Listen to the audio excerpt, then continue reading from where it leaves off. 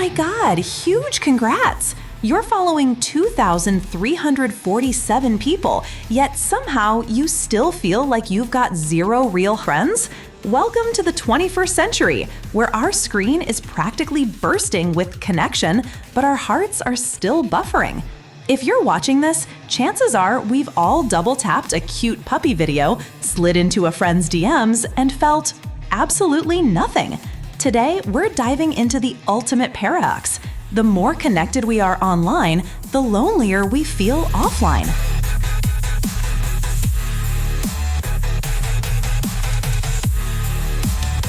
Enjoying the video and the channel? Of course you are! Don't hold back. Bless that subscribe button with your beautiful touch. Boom! You're officially one of us. Cheers! Now back to what you came for.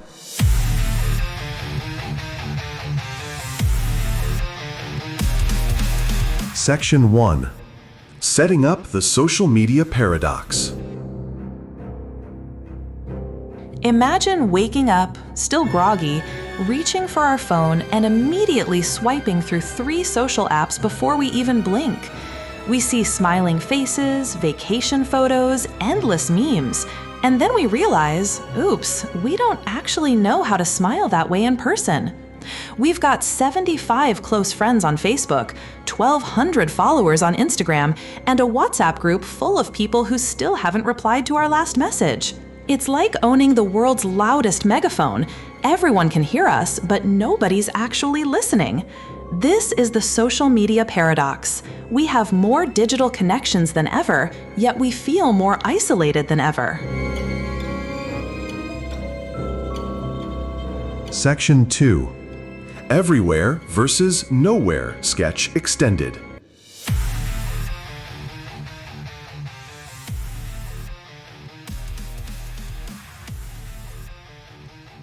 Let's zoom in on 2 people. On the left, meet Alex. He's in a trendy cafe, iced latte in hand, except he's not actually talking to his friend sitting across the table. Instead, Alex is frantically texting LOL to a meme that's 47 minutes old. His real-life friend waves twice, but Alex's thumbs barely pause. On the right, meet Jamie. Jamie's at home in their pajamas, surrounded by 3 devices: a phone, a tablet, and a laptop. Their thumbs are like tiny ninjas darting across screens. Every so often, Jamie's finger hovers over send on a DM, then hesitates. Because somewhere deep down, Jamie knows that no one on the other side is actually there. Alex and Jamie are everywhere online, but they're nowhere in real life. Their attention is spread thinner than a TikTok clip, and their souls, well, those are just left hanging in the digital void.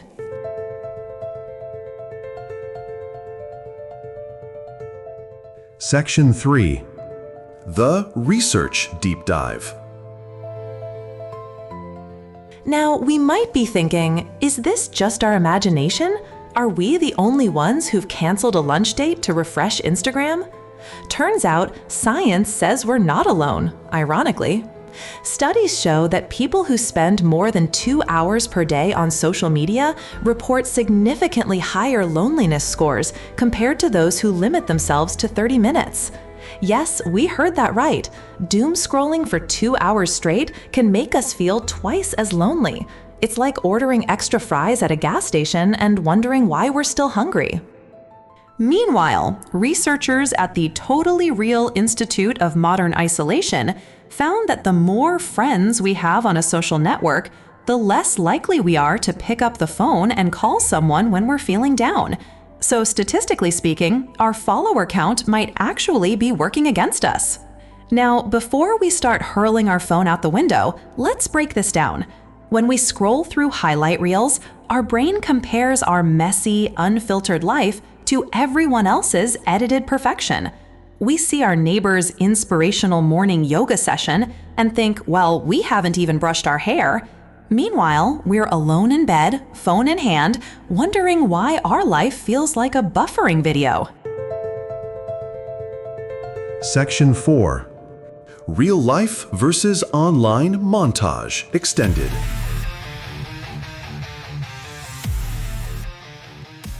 So how does this play out in everyday life? Let's take a closer look.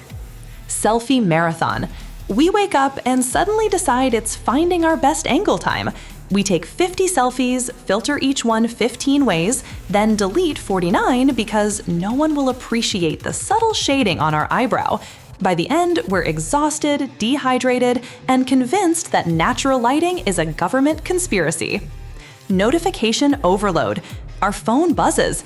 We check 3 notifications from our mom, 2 from the group chat, and 47 from a single guy who's been sliding into our DMs since 2019. Our phone overheats so much, it's practically begging for a spa day. We go to a party and everyone's there, except they're all staring at screens. Susan is posting a story about Susan posting a story about Susan posting. We get the picture. The host says, "Enjoy the real-life conversation." And everyone's like, "Hold on, let me just like this meme first." Because nothing says fun like ignoring the person in front of us to watch a 6-second dance loop. Through all this, we're chasing digital applause while real connections slip through our fingers like Ethernet cables.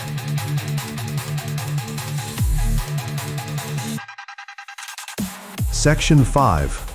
Digging into the paradox, longer reflection.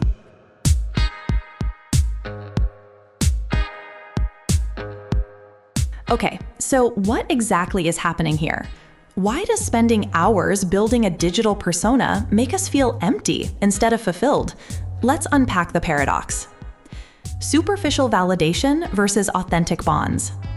A like from a stranger is the ultimate superficial pat on the back. It gives a microsecond of dopamine, then vanishes into the digital ether. Real friendship, on the other hand, might not show up as a colorful heart emoji, but it builds over time, with awkward phone calls at 2 a.m. and genuine laughter that echoes off actual walls. Endless comparison trap. When we compare our behind the scenes to everyone else's highlight reel, we lose every time. We'll scroll through someone's photos of a perfect beach day while we're eating cold pizza at 2 a.m. It's like trying to outrun our own shadow. We'll never win. Fear of missing out, FOMO, versus fear of being present, FOBP. Here's the twist. We don't just fear missing out, we fear actually being present and missing out on our screen. We might be on vacation, but we're too busy documenting our vacay to enjoy the ocean breeze. So we end up missing both, the sun and the social validation. Section 6. Paradoxical solutions, expanded tips. Enough doom and gloom. Let's talk solutions. Paradoxical solutions, because why do anything the easy way? Delete one app. Don't go full caveman. Let's pick our favorite black hole of productivity and delete it. Just one. No, not all of them. We're not trying to invent a new form of social asceticism. Baby steps. Think of it as social media detoxification. We'll still have our life intact, but our phone battery might actually last longer. Schedule a no-phone coffee date. Yes, we know this sounds revolutionary. Let's try it. Invite a friend for coffee, and both of us agree to stare at each other like cavemen without checking screens. If we both survive 30 minutes of mutual eye contact, congratulations! We've just made the world's simplest breakthrough. Use emojis sparingly. Shock value. When we do text someone, let's use actual words. Gasp! If we really need to, we can sprinkle in one emoji, but let's make it count. If we send a smiley face, it better be because we actually mean it, not because our phone hovered over the emoji keyboard on its own.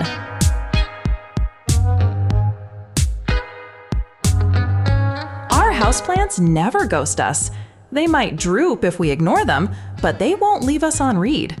Plus, watering a plant gives us a sense of purpose, something that seeing 1,000 Instagram stories never will.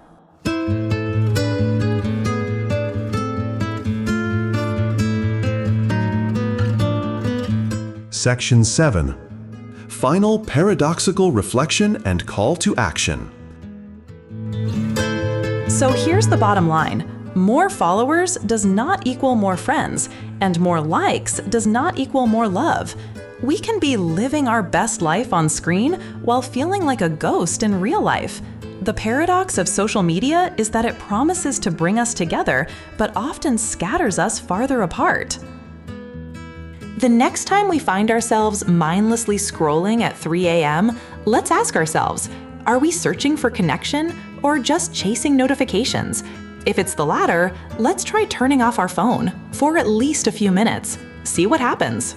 Maybe we'll discover that real connection isn't measured in double taps or story views.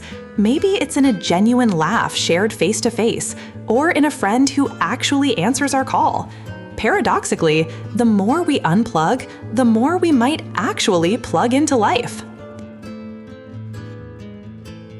Closing one-liner.